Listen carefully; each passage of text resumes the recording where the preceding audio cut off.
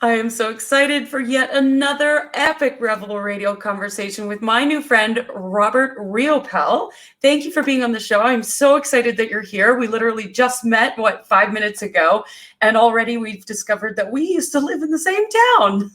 Yeah, and we discovered that we both have warped sense of humors, and we're just going to have fun. Yeah, absolutely. Well, I'm so excited you're here. Tell us a little bit about who you are. Well, yeah, I was actually, and you may find this hard to believe because you just, were giving me information on my numerology. But growing up, I was such an in-the-box thinker.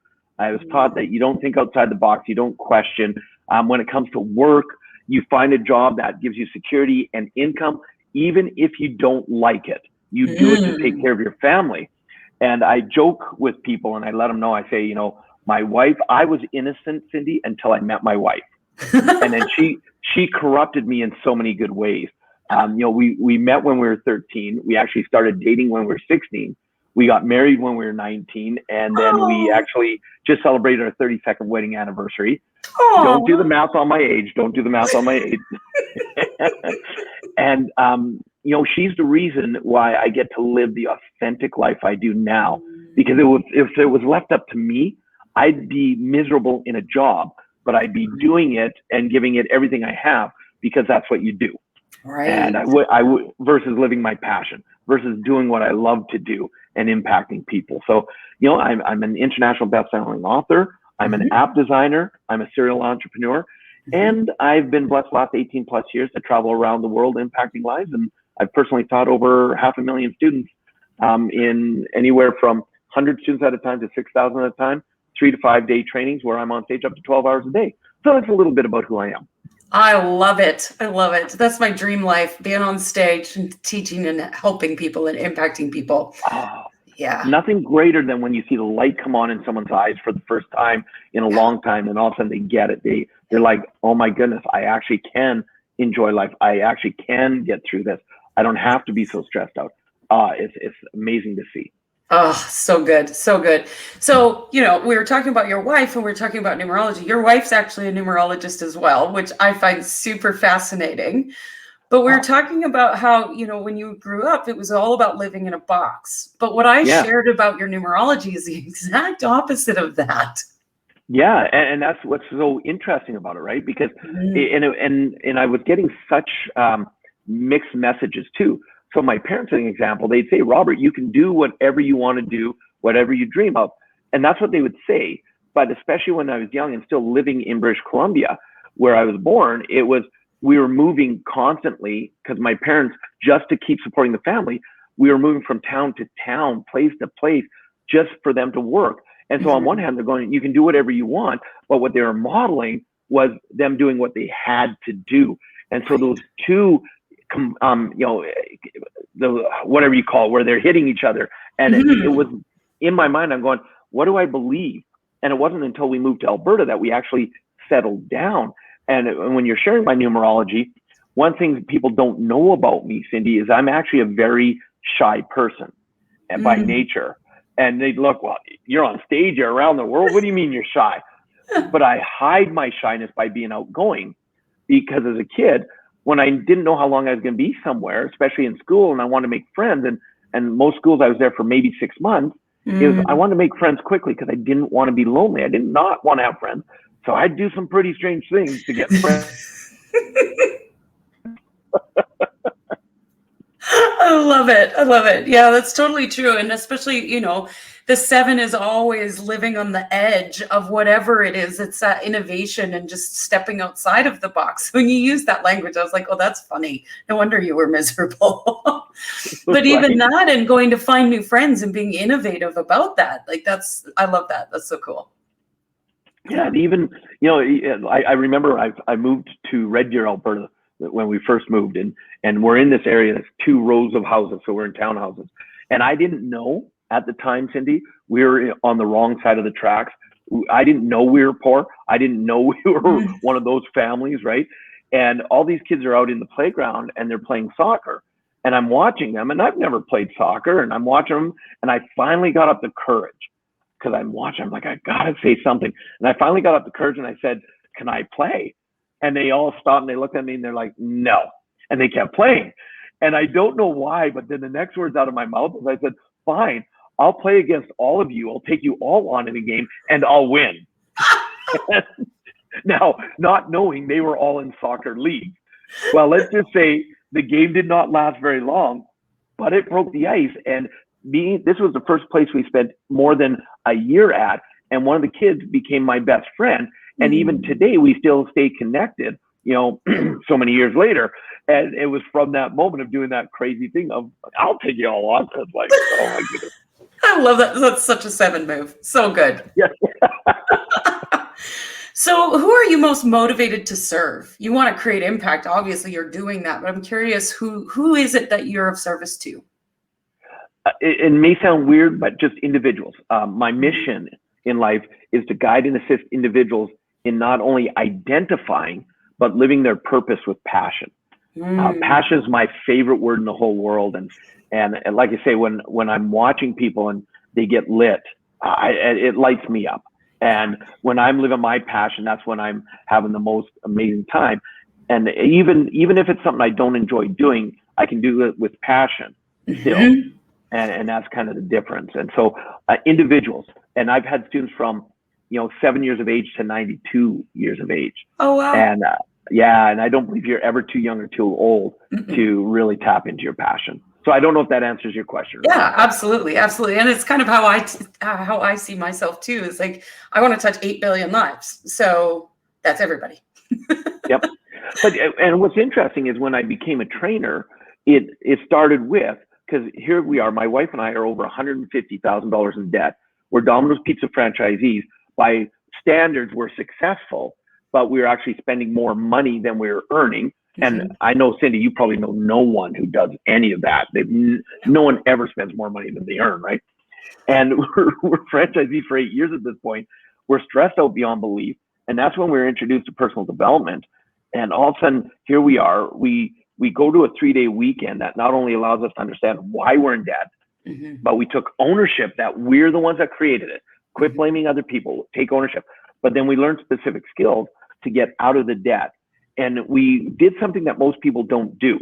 And I guess it's really part of the 7, that, my numerology, is we actually took action on what we learned.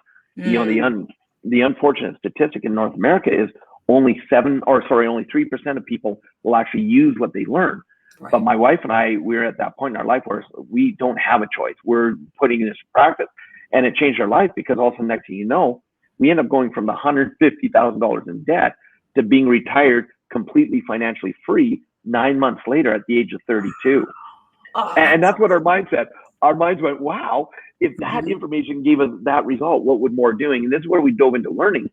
And I found my passion was to teach. And it all started with the mindset. If I could even help just one person do what my wife and I had accomplished, go from financial stress and debt to financial freedom, it'd make it all worthwhile. Yeah. And with that focus on only helping one person, that's what launched me into doing what I do today and having the amazingly blessed life that I have today. I love that. So 9 months debt-free and financially free and retired. Now notice, and I love that the way you just framed it, because your mind actually took it in a direction of inaccuracy based on what you thought debt-free and financial free is. See, I didn't say I went. Oh, you froze there for a minute. $150,000 in debt to wealthy. Yeah. Well, we're going to talk about wealth here in a minute. So I'm curious to know what that means to you. But before we get to that, this concept of taking where you were at and really taking responsibility and ownership for how you got there, and then coming to this place of financial freedom, it must have taken a deep level of self-mastery to do that. And I am really curious how you define self-mastery. For me, it's a continual journey. I didn't believe in personal development. My brother-in-law had actually come to me one day and he said, hey, I just received these cassette tapes from Tony Robbins. Oh, you need to listen to them. The famous Tony Robbins cassette tapes. I've got those. Yeah, and I looked at him. I'm like, I don't need to listen to that stuff because I didn't believe in it, right? Right. I was very close-minded on a lot of things. And so for me, self-mastery, because when I started learning and my wife and I, one thing we believe, never just learn one way. Learn Mm. from as many people as you can. Mhm. The reason I call my book Success Left a Clue is because when you learn from a lot of people, look for the little clues that each person has, nuggets of gold. Because if you only learn one way, you're now limiting yourself and you're putting yourself into tunnel vision. Mhm. So even if you go, well, that was an absolutely terrible training. Okay, great. But could you take one thing away from it? Yeah. So for me, self-mastery is the continuous journey and being willing to take the deep dive, be willing to be real with yourself, surrounding yourself with people that are growth mind. Mhm. And there's a difference between a growth-minded person and a like-minded person, because you hear the saying all the time, Cindy, you're the average of the 5 people you spend most time with. Mhm. Well, if you're all like-minded and you're in a group of complainers, you're all going to be complainers. Right. And right, right. A growth-minded person, and this was actually something I even just learned last year that has changed my whole perspective. One of my mentors said, difference between like-minded and growth-minded, and he kind of used an example of if you and I were to say, hey, we're going to go to the beach, let's go down to the bus stop, and maybe we meet up 3 other people. Well, the 5 of us, we're all like-minded. We're waiting for the bus to take us to the beach. And the only place it's going to take us is to the beach. It's not going to make us successful.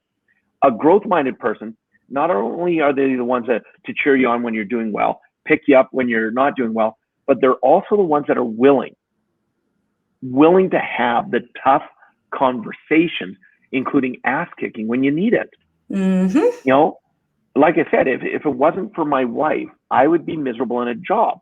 But there's times where, because the gift we give each other is we're not willing to allow the other person to play smaller than they are.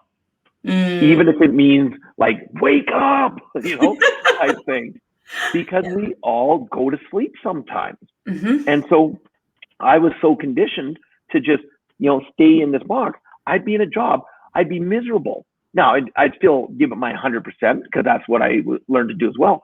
But I'd be miserable in it instead of living my passion. So self-mastery is always, like today, I train around the world, but you better believe I'm in the audience of as many trainings as I can. Because Yeah. the moment I think I know it all, I'm done. Plain and Right. simple. So. Yes. Yeah, absolutely. I remember going to a T. Harv Eker event a long time ago. I was part of his Quantum Leap program. And that was one of the things is the moment you hear somebody say, I know that, it means they're not living it. And it's time to go back to the basics. Now, and you realize that's the program that changed my life. Oh, yeah. I wonder if we were in the same program. And I actually became his very first protege. I was the person that trained almost all the trainers he uses around the world. And even up until COVID, that's what I was training all over the world with his material.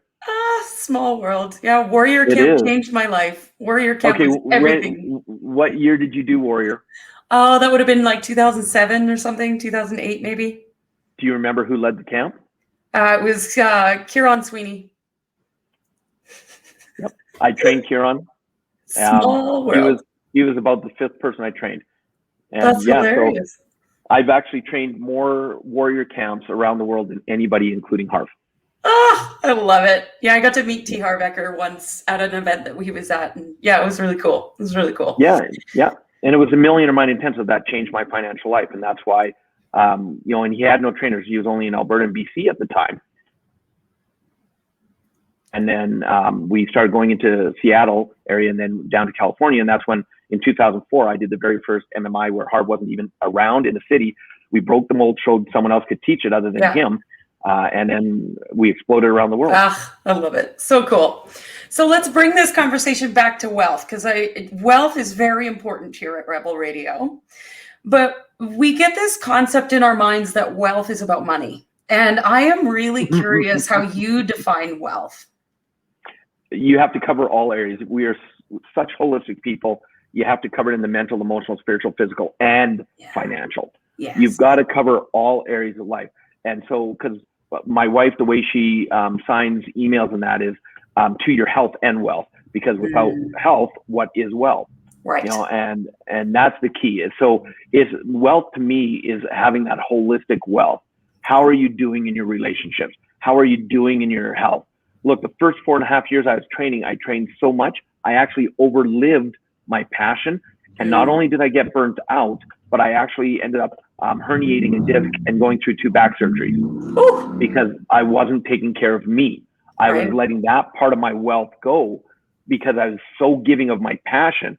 And this is one of the things I talk about as an example in my 4 phases of life is you got to take care of you. You got to pamper you, and you find time. And I'll put that on my calendar first, is those pieces to really allow me to have balance so that when it's time for me to full on energy, I have the mental, the emotional, spiritual, physical, ability to go full on, even if it's a long 12-hour day on stage. Yes, I love that so much. And I always say, fill your own cup first, because otherwise you're just giving, and you're depleting yourself. And having that well-rounded and taking care of your health and your well-being and your relationships and your money too. It's included in that. Look at wealth rule number 1, pay yourself first. So if you're doing that with money, why wouldn't you do it with everything else? Yeah. Exactly. I work with a lot of healers. Your wife does Reiki as well. I work with healers, teachers, coaches, and it's almost like this, spiritual thing that we think we just have to give and give and give and give and give, and we forget to receive. And I remember hearing from one of my mentors about 1.5 years ago that the first thing a baby does when it's born is receive breath, and then it starts screaming. Yep. So we were born to receive first. Exactly. I love that. I love that. Wow. Yeah, that was a game changer for me. I was like, oh my God. Okay, receive. Yeah, absolutely. So what is one truth that you wish every entrepreneur knew? First of all, be you. And don't think you have to know everything, because you will never. So be willing to ask for help. And accept it. Not just ask, but actually then accept it. Receive it. Right. I'm actually rereading right now. I'm rereading E-Myth by Michael Gerber. And, even though it's 25 plus years ago he wrote it, it is so true for entrepreneurs today. It's know what you're good at. And it's something that anchored in for me when a mentor taught me a few years ago. He said, in business, you're only allowed to do what only you can do. Everything else, you systematize it and you find someone else to do it. But so me, when I contract out to train, I'm the only one that can actually step on the stage and do the training. I can't take the contract and then say, I'm going to send Billy. Their contract. So that's the only thing that I can only do in my business.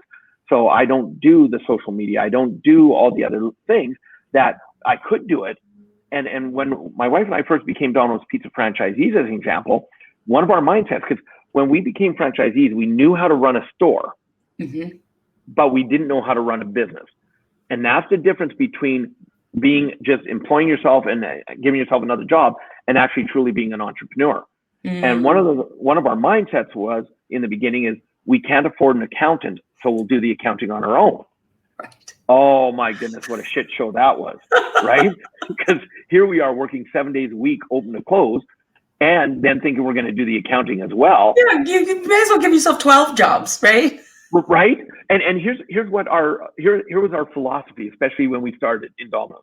If there's money in the bank, we must be doing okay. Oh, yeah. And it was, I think, 2 years in, just over 2 years in, when we finally had to get calls from CRA and stuff like that. We had to get caught up on our accounting. And all of a sudden, when we did, people looked at us and go, how did you guys make it the last 2 years? You should have gone bankrupt. And thank goodness at that time, ignorance was bliss. And that's why today, every business I start, even before I start, purchase the business, whatever it is, my accounting team, we circle up, we go through what do we need to do, what are the proper steps. And that's before we do it, because that's how important accounting is. And people go, but Robert, an accountant can be expensive. No, if they're good, they'll save you way more money than they ever cost you. Way more money. And then you take the stress load off as well of you trying to figure out on your own. It pays dividends in so many ways in all areas of your life. So Yeah. be willing to ask for that help and accept it, and then just be focused on doing what you're good at. Systematize everything so that and make it so simple. And I say make it like that a third grader, if they've never done a job, if you have your operating procedures, that someone can come in, read it, and have a basic idea of what needs to be done in that job. You've got to make it that simple to understand. And with today's technology, you can do that so easily. You can have everything documented so easily. I just finally, Wendy or Cindy, I brought on my first ever virtual assistant. And I'm like, why? I'm like, why did it take me so long? And one was so good, I already have a second. And she oversees the second. I don't even have to worry about it. And she's taken over my whole social media because with COVID, I've had to reinvent. See, that's another thing for an entrepreneur. And I know you asked for one, but I'm going to give you another. Oh, we like more than one. Okay, good. Two most important words that I've come across. What's next? What's next? March 10th, 2020, I land back in Canada from doing a 3-day intensive training in India. March 11th, I get locked down. All my live events around the world get canceled. And I went into victim role for a week and a half, 2 weeks, got really sick. Oh my God, did I have this COVID thing? All that. The mind is so powerful. But when I came out of it, my wife and I are like, okay, what's next? And we had to do a total reinvent. Total reinvent. And it's like, we don't know how long it's going to be. We never imagined be still a year and a half later and still not traveling. The only trip I've done in a year and a half, and picture this, I've gone from over 200,000 miles a year on average of flying down to 0. And the only trip, actually, I landed in Canada on March 10th, 2020. March 10th, 2021, I boarded a plane for the first time in exactly a year and flew to Dubai for my first training in a year and my first time in Dubai. And you said you lived in Dubai. I'm like, oh, that's so cool. There's so many connections here. I love it. Right? Yeah, I love that concept of what's next. And that's something that I teach because but here's another connection. I used to be a virtual assistant. And I knew you'd get a kick out of that. So that's how I started my business for 6 years ago. And what I quickly realized was I was really good at all of it, but I hated it and I was miserable. And I stuck myself in that box and I was working to the bone and PayPal to PayPal, borrowing from the bank of mom. I was just struggling. But what I realized in that was how important it is to have those structures and systems. Now, I'm a ruling number 4. I like structures and systems, so I don't have any resistance to them. But now I have a full VA agency that takes care of all of the things that I don't want to do. And I get to be in my zone of genius as an operations officer and make sure that all the standard operating procedures are in there. And I loved how you say, make it so a 3-year-old can do it. I literally write sentences in my SOPs that say, log into Facebook. Here's the login. Navigate to this Facebook group. Download video. Like I make it that simple so that I can just send it to anybody. That's right. And people go, but I'm an entrepreneur. I've got to do it. They won't do it as well as I can. No, you don't. And even if they don't do it as well as you can, what is the freedom of your zone of genius time worth? When I break down what my hourly rate would be doing my zone of genius versus me trying to do all the little things, the first weekend we ever went to Asia, we did an event in Singapore. 6,000 students, $6.5 million in sales that weekend. What do you think my hourly rate is for something like that? But no, I better take a $15 an hour position of doing this. And look, I'm the one that was the worst at thinking I had to do it all. When we took over the store in West Kelowna Estates, or what used to be called West Bank, we took a store there out of bankruptcy, and we went from having our commissary supply all the food and 2 shipments a week to only 1 shipment a week, which meant we had to make our own dough. And so because this is what you had to do, my wife and I would work a full shift. Then we'd go to the back, hook up the hockey stick dough maker, and make 100 trays of dough doing this. And what do you think this repetitious, movement caused? I ended up going through 2 carpal tunnel surgeries from rolling dough. And that to me is a great example of what entrepreneurs are doing to themselves. Literally killing yourself. You absolutely. And so people go, oh my God, then why do I want to be an entrepreneur? Be an entrepreneur in your zone of genius, your zone of expertise. Allow other people to do the other things that allow you to do what you love, so that you wake up in the morning and instead of going, oh, here we go again, you wake up in the morning going, yeah, baby, I'm ready to go, right? Exactly, yes. And that's how, I mean, I went from absolute misery as a VA to what I do now. I wake up every morning, I'm like, oh, what's on my calendar today? And I get so excited because there's never anything on my calendar that I don't like to do or that I'm not passionate about. Oh, geez, that's another thing we have in common. One of my number 1 rules, if you don't enjoy doing what you're doing, do something else. Right? Plain and simple. Life is way too fucking short. And so am I. But actually, I'm not short. I'm more grounded. I'm more grounded. Nice. I like it. That's a good way of putting it. and I'm not bald. I'm aerodynamic. I walk 20% faster than other people. Just saying. Hashtag just saying. Oh, Robert, it's been a pleasure having you on the show. I feel like I could talk to you all day long. We have so much in common. I love it. But as always, we end the show with one last question. Yes. What do you dream of for the world? I believe that the greatest gift that anybody can give this planet is to be themselves. Be authentic. And because one of the things, here's what's going to happen. When you are truly you, either people are going to like you or they're not. And if they like you, that's awesome.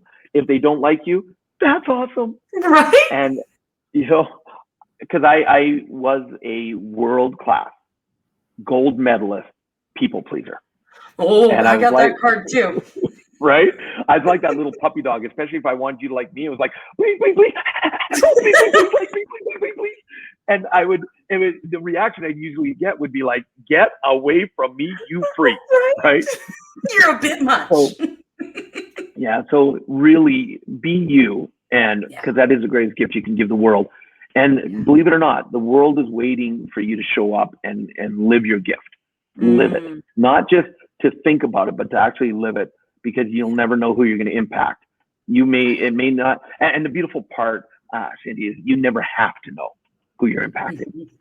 You know, one of my quotes from my book is, you will either affect people with your greatness or you'll infect them with your mediocrity. And I believe way too many people are playing mediocre lives right now. And so when you step into your greatness with authenticity and with confidence, not arrogance, you know, with confidence, that's the gift that you give will blow your mind. And that's, you know, I love when people come up and they say, do you remember when you said this?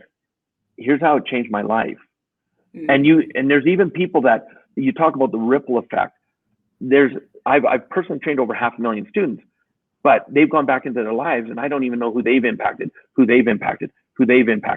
And so I'm not interested anymore in the ripple effect. I want to create a freaking tsunami of change around the world. Right? So, oh my gosh, I'm in on that one.